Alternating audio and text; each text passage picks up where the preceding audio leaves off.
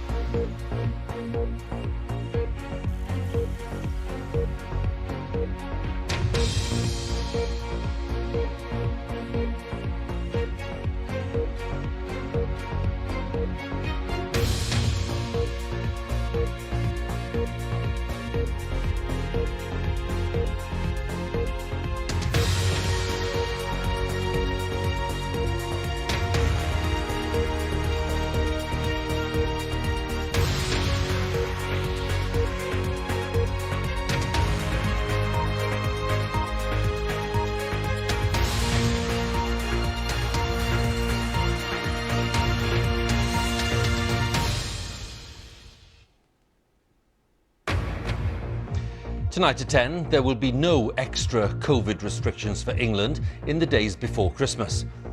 At the same time, the government warns that nothing can be ruled out for the period after Christmas. In Scotland, the traditional Hogmanay party for New Year's Eve is cancelled, among some extra measures. None of these are being proposed lightly, but we do consider them necessary to help stem the increase in cases, safeguard health and protect the NHS, the emergency services and the economy. Meanwhile, the hard-hit hospitality sector across the UK, including pubs and restaurants, can apply for new grants. We've responded, I think, generously today. The grants that we've outlined, up to £6,000, are comparable to the grants that we provided for hospitality businesses when they were completely closed earlier this year.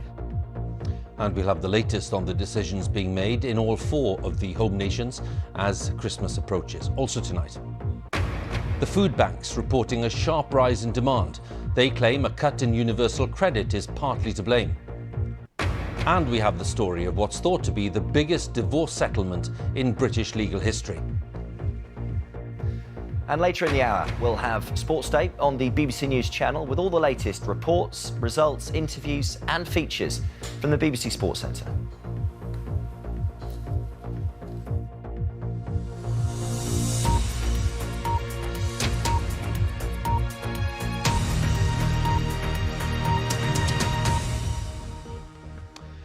Good evening. There will be no extra COVID restrictions introduced in England in the days before Christmas. But in making that announcement, Boris Johnson went on to warn that nothing could be ruled out for the period after Christmas. He said the situation was finely balanced and that the Omicron variant of coronavirus was still spreading very rapidly. During the day, the First Minister of Scotland announced new restrictions, especially on large-scale events, starting on Boxing Day. In Wales and Northern Ireland, ministers will announce their decisions tomorrow. Let's start with our health editor, Huw, who's been monitoring the latest developments. Christmas has become clearer today in England. The message from the government was that people could go ahead with plans as there won't be any new measures which might affect them. But given the threat of Omicron, nothing can be ruled out after that. Speaking before the announcement, one minister suggested they weren't rushing to judgment. We're looking very closely at the data. That's why the Prime Minister said we reserve the option of coming back with further measures, but we're not at that stage because obviously there is very significant economic disruption should we do that. That still leaves uncertainty beyond Christmas, and Labour said more clarity was needed. Families need to be able to plan their own activities, and crucially, business needs to be able to plan for their trading. And the problem with the dither and delay that we're seeing from Boris Johnson, entirely as a result of wranglings within his own political party, is that lack of grip is costing the country dear. With case numbers rising week on week, some experts argue there may need to be interventions soon, but it's reasonable to wait a little longer for more data. There is great uncertainty at the moment. Personal view is that I think we can wait at the moment until there are more restrictions formally placed. But each of us can do a lot of things today that would make the chances of further restrictions lighter. And more data will be available tomorrow. Getting more people jabbed is seen as vital, and one of the fears about Omicron is that it'll spread rapidly among those who haven't been vaccinated. There's an understandable focus on boosters, but progress still needs to be made with second doses. In Scotland and Wales, followed by England and Northern Ireland, it's only just over 80% who've had that second dose. That's expressed as a share of all those aged 12 and over, though the rollout for younger teenagers has only just got underway. Within England, measured slightly differently, there is a lot of variation. In London, for example, just 62% have had that second jab, though it does have a younger population. The booster programme, meanwhile, is being steered towards hard-to-reach groups. Here in Cornwall, fishing boats have come into port and the crews are able to get jabbed when they come ashore. They want everybody to get their boosters, and if you're trying to do your own surgery and they're telling you it's going to be a long time, it's good. It's good. It's the best way of protection. Analysing data and assessing Omicron. There's still a lot for ministers and officials to focus on, right up to Christmas and beyond. Huw Pym, BBC News. Let's take a look at the latest official figures for the pandemic in the UK. They show there were 90,629 new infections recorded in the latest 24-hour period. It means the average over the past week is now 87,958 new cases every day. The number of people in hospital with COVID has risen slightly to 7,801. That's the highest for nearly a month. 172 deaths were recorded of people who died within 28 days of a positive test, which means that 115 COVID-related deaths were recorded on average every day in the past week. Let's look at vaccinations. 828,682 people a day had boosters on average in the past 7 days, bringing the booster total to just under 30 million. That's 52% of the population aged over 12. So let's pick up and talk to our political correspondent, Ben Wright, who's at Westminster. This announcement by Boris Johnson today, Ben, big debate about whether it's science or whether it's politics that's driving the decision. How do you read it? Huw, the Prime Minister, is having to weigh up both. In his video message this evening, Boris Johnson said the evidence at the moment did not justify tougher restrictions in England at this stage, and he urged people instead to exercise caution, to wear a mask when required, to get a booster jab. But in contrast to Scotland and Wales, there does remain great uncertainty about what will happen in England after Christmas Day. The Prime Minister said the situation remained extremely difficult and the government has not ruled out further curbs as early as next week. Now, you touched on the politics. We know the Cabinet is split on this. There are a variety of opinions. And when ministers met yesterday, a majority of them were quite adamant that they wanted to see more data about the impact of Omicron, its severity, the effect on hospitalisations, before they would agree to any action that could have quite an impact on businesses. So Boris Johnson soon is going to have to make a tough call.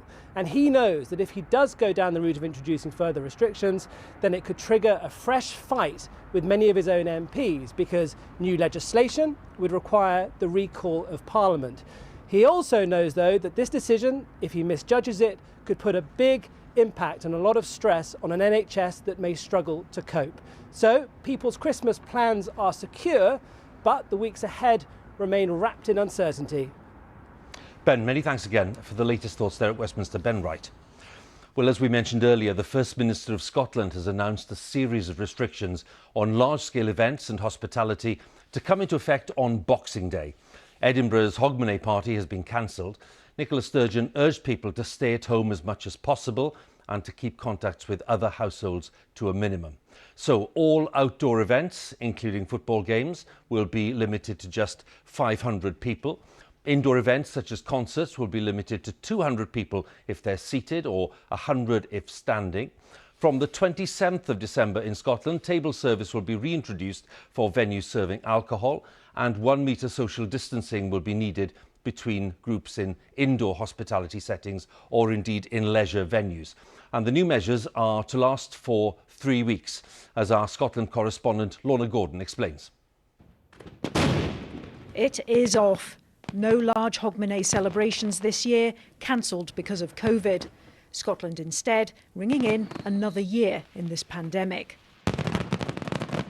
The First Minister said these new restrictions limiting numbers at both indoor and outdoor public events aimed to help slow the spread of the Omicron variant. This will, of course, make sports matches, including football, effectively spectator-free over this 3-week period. And it will also mean, unfortunately, that large-scale Hogmanay celebrations, including that planned here in our capital city, will not proceed. I know how disappointing this will be for those looking forward to these events and for the organisers of them. Those running hospitality venues like this restaurant in Glasgow said a return to physical distancing will make trading gruelling during what should be their busiest time of year. It could have been worse. Anything could always be worse, but I think it's another death knell for the industry. It's everything. It's lockdown and everything, but the words. It's a bit sore for everybody today, I think, to take. But the one thing that we do take and we accept, and we have been at the forefront since the start of this, was everyone's safety. Among those facing these changes in just a few days' time, a mixture of weariness, resignation and acceptance. It's very difficult to know what the right thing to do is, but what we don't want to do is wait till we've run out of hospital beds and then decide it's the right thing to do. 2 years down the line and nothing's changed, so yeah, pretty annoyed, but... Nicola Sturgeon said it remained a priority to reopen schools as normal after the holidays, and that one of the reasons for asking adults to make these sacrifices for a period after Christmas was to minimise the impact on children's education. The aim is that 80% of those eligible will be fully vaccinated by the new year. The hope that the booster will beat back the need for these restrictions to stay in place longer than the planned 3 weeks. Lorna Gordon, BBC News. Well, that's the picture in Scotland. In Wales and Northern Ireland, extra measures will be discussed there tomorrow. So let's speak to our correspondents, Huw Griffith, who's at the Senedd in Cardiff Bay, and Chris Page in Stormont. Huw, I'll start with you. What can the people of Wales expect tomorrow? Well, Huw, we know that ministers here in Wales have seen much of the same data as those in England. I understand what they've decided is that more measures are needed for the period immediately after Christmas. So tomorrow, the First Minister, Mark Drakeford, will set them out in a press conference. He'll then go before members of the Senedd in a specially reconvened virtual session, not for a vote, but to explain his decisions. What are those decisions likely to be? Well, we know they've grappled with the idea of implementing more restrictions in hospitality, maybe the return of the rule of 6 and table service in pubs, bars and restaurants. We also know that they've considered guidance for people mixing in their own homes. All that on top of the things already announced. We know that from Boxing Day, spectators will be banned from live sport events in Wales. From the 27th, nightclubs will have to close. And there is already now a legal requirement in Wales to work from home if you can, which now comes with a threat of a £60 fine for people who don't comply. Oh, well, many thanks. Let's go to Belfast and talk to Chris there. Chris, how do things look in Northern Ireland? Yes, Huw, ministers in the devolved government meeting tomorrow to decide which restrictions to reimpose. Currently, businesses are essentially able to open fully, but there are some rules. For example, you have to wear face coverings in most indoor public places. And when it comes to socialising in people's homes, well, that's limited to a maximum of 30 people. So among the measures which ministers may be considering tomorrow, possibly closing nightclubs, it's understood, some more regulations for the wider hospitality sector, for example, limiting table sizes in bars and restaurants, and perhaps bringing back social distancing in some other workplaces too. Any new restrictions that are decided upon are unlikely to come in before Christmas. The Omicron variant spreading slightly less slowly here at the moment compared with the rest of the UK, but certainly political leaders here, medics also, and scientists have been expecting that to change in between now and January. You'll see the main main building here at Stormont is lit up in green behind me as part of a mental health awareness campaign on what is the longest night of the year, the winter solstice, a turning point in winter. And the main message really coming out of here over the last few days is that the extent of restrictions over the next month will be directly linked to the number of people who are coming forward for their booster vaccine. They say it is the vaccination campaign more than anything else that'll turn the tide against the Omicron variant. All right, Chris, many thanks once again. Chris Page there for us in Belfast and Hywel Griffith in Cardiff. Now, the Chancellor, Rishi Sunak, has announced some financial support to help struggling businesses and the arts sector as they face the impact of the latest surge of infections. After days of pressure from business leaders, the Treasury announced a £1 billion scheme that will provide grants of up to £6,000 for hospitality and leisure firms across the UK. There will also be an extra £30 million to support theatres and museums in England. A statutory sick pay rebate scheme for small and medium-sized firms is also being brought back, as our business editor Simon Jack now tells us. This restaurant in Peterborough is preparing for what should be the busiest period of the year. But in the last 3 weeks, owner Damien has seen £60,000 worth of bookings cancel. He's grateful for today's help and he's going to need it with the bills that he's facing. The business rates, the VAT, energy supply, gas, water, electric, broadband, everything. I mean, it's a colossal loss. So if we would actually sell at around 70-80%, we could go through, but our sales is dropping to 30% of normal usual December. Businesses are wondering whether the Chancellor has any more help to offer if restrictions are tightened after Christmas. No, of course, I will always respond proportionately and appropriately to the situation that we face. People can have confidence in that. But where we are now, we've responded, I think, generously today. The grants that we've outlined, up to £6,000, are comparable to the grants that we provided for hospitality businesses when they were completely closed earlier this year. So there's a benchmark for you. Pub owner Fuller's have had to shut 20 of their city centre pubs as workers stay at home. The chief executive described the announcement as a step in the right direction, but said it fell short of what was needed. What the Chancellor hasn't done today is given any relief on business rates, no extension of VAT, and more fundamentally, if there are going to be further restrictions, there's no extension of furlough. So if you look at running a business, if there are further restrictions put in, businesses simply won't, the £6,000 will barely touch the sides when it comes to covering costs. Business and particularly hospitality groups have welcomed the recognition by the Chancellor that in this, their most crucial period, collapsing consumer confidence, collapsing commuter numbers in our city centres can be every bit as damaging as being forced to close. But he was keen to stress today that these grants are in keeping with what was offered during lockdown, a hint perhaps that for grants at least, this may be as good as it gets. Hospitality is not the only sector devastated by the latest COVID wave. Travel has arguably had it even worse as consumer caution has been compounded by international restrictions. There's an extra £100 million for other sectors to claim via local authorities, but getting hold of that money is not straightforward, as this travel agent has found. We're having to go to our councils literally on bended knees to get the grants that we so rightly deserve. Now, if we're only, still applying for these a week before Christmas that cover the period August to October, when on earth are we going to get money that's owed to us right now because of the restrictions that are being put in place that effectively close our doors? Perhaps the most crushing thing of all for business is the day-to-day uncertainty. The Chancellor might argue that the unpredictability of the virus is something beyond even his control. Simon Jack, BBC News. Experts are saying that the official COVID data in the next few days and weeks could be crucial. London is being monitored closely because it's been at the centre of the outbreak in the UK, with surging cases in some areas driven largely by people in their 20s. Hospital admissions have been rising too.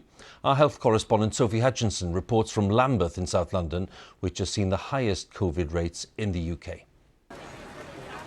Brixton High Street in Lambeth, currently the borough at the epicentre of the UK's Omicron outbreak. Infections here are rocketing. You've got more cases than anywhere in the whole country in Lambeth. No way! Unfortunately. Do you know people who've got the infection? Yeah, a lot of them. Yeah, my cousin, my brother, our friends. I don't get frightened easy by stuff, you know what I mean? And I know it's ridiculous, but I feel kind of immune. I'm probably not. So just how bad are things? Well, in England last week, there were more than 700 infections per 100,000 people. Compare that to London, where that rate was almost 1,300 infections. But here, in the borough of Lambeth in southwest London, that rate was 2,500 infections, almost 4 times as high as the average area in England. And the surge seems to be being driven by younger age groups, with people in their 20s making up a third of all cases. We think it's to do with having a young and very mobile and diverse population and a busy and active nightlife in the borough. 1 in 5 people who are testing in the borough are testing positive, which is a higher rate than we've seen at any stage during the pandemic. Just what this increase in infections will mean for the NHS is a major concern. In London, hospital admissions have been rising since the end of November. A number of trusts are warning that planned operations may need to be cancelled in the new year. The immediate impact that's being felt in London on emergency departments is staff sickness rates, which are higher, and that's making it very difficult to run emergency departments. It's not the first time London has been at the front of a coronavirus wave. As an international hub, it's perhaps more vulnerable to changing patterns of infection. What happens here in the next week or so may be an indicator of the impact of Omicron on the rest of the UK. Sophie Hutchinson, BBC News. Well, let's take a brief look at some of the other COVID developments around the world today. The new Chancellor of Germany, Olaf Scholz, has announced extra measures to fight coronavirus, including the temporary closure of nightclubs and restrictions on how many people can meet. From December the 28th, private gatherings of people who've been vaccinated or who've recovered from COVID will be limited to 10 people. Portugal has ordered nightclubs and bars to close and told people to work from home from Boxing Day to the start of January. Negative COVID tests are also needed to stay at hotels in Portugal, while outdoor gatherings will be limited to groups of 10 people on New Year's Eve. Israel's Prime Minister has announced that his government intends to offer a 4th dose of the COVID vaccine to people over 60, those with compromised immune systems and some medical workers, but that decision has yet to be formally approved by health officials. And President Biden announced this evening that 10,000 new vaccination sites will be opened in the US, and 500 million rapid action home test kits will be distributed free of charge to tackle the Omicron variant, which now accounts for nearly 3/4 of all new cases in the US. Let's have a look at some of the day's other main news. A High Court judge has awarded what's believed to be the biggest divorce settlement in British legal history to the former wife of one of the world's richest men. Princess Haya of Jordan has received assets worth more than £500 million from her former husband, Sheikh Mohammed Al Maktoum of Dubai. The princess fled to Britain with her children in 2019, saying that she feared for her life. Let's talk to our security correspondent, Frank Gardner, who knows this case in some detail. Frank, on so many levels, this is rather unusual. It is extraordinary, which is what the judge called it. This whole case, Huw, has shone a spotlight on a part of Middle Eastern royal life that we would never normally see.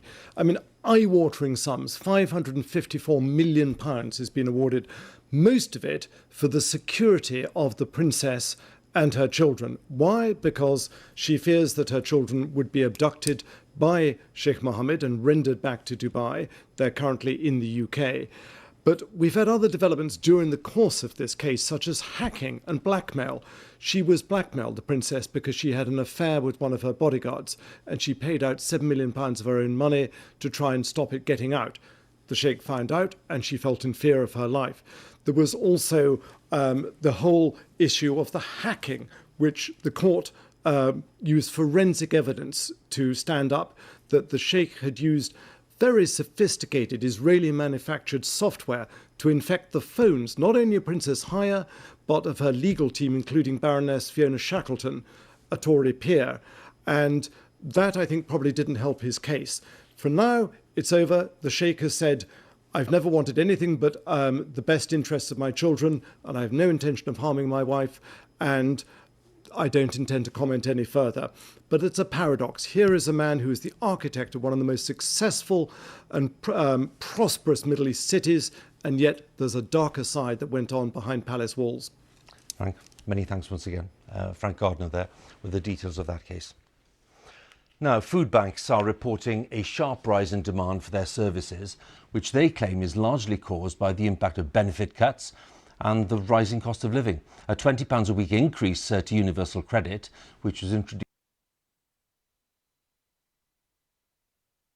Social services, domestic violence, the police, fire brigade even, so we just keep on going. Down the road at the West Brom Food Bank, referrals are up on a year ago, a regular stream of new people needing help. What was it like walking in here for the first time today? A bit daunting. On a visit last month, I met Dean Williams. He was waiting on a hip replacement operation before returning to work as a lorry driver. In the meantime, the £20 a week cut to universal credit had hit hard.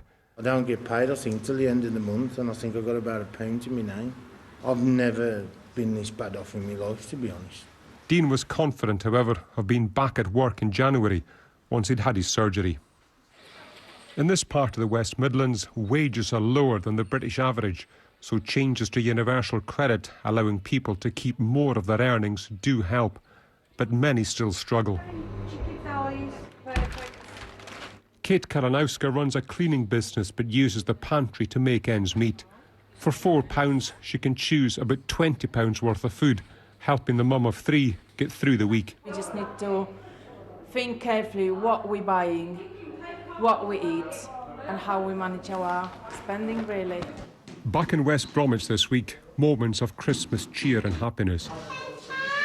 Santa, say now. But unfortunately, Dean is back. And how's your finances?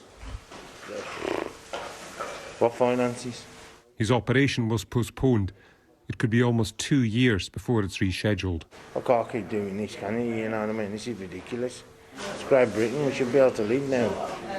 There are at least 9 food banks in Sandwell, and this week, like every week, they'll try to lift the spirits of every family they meet. You like treats? Michael Buchanan, BBC News, West Bromwich.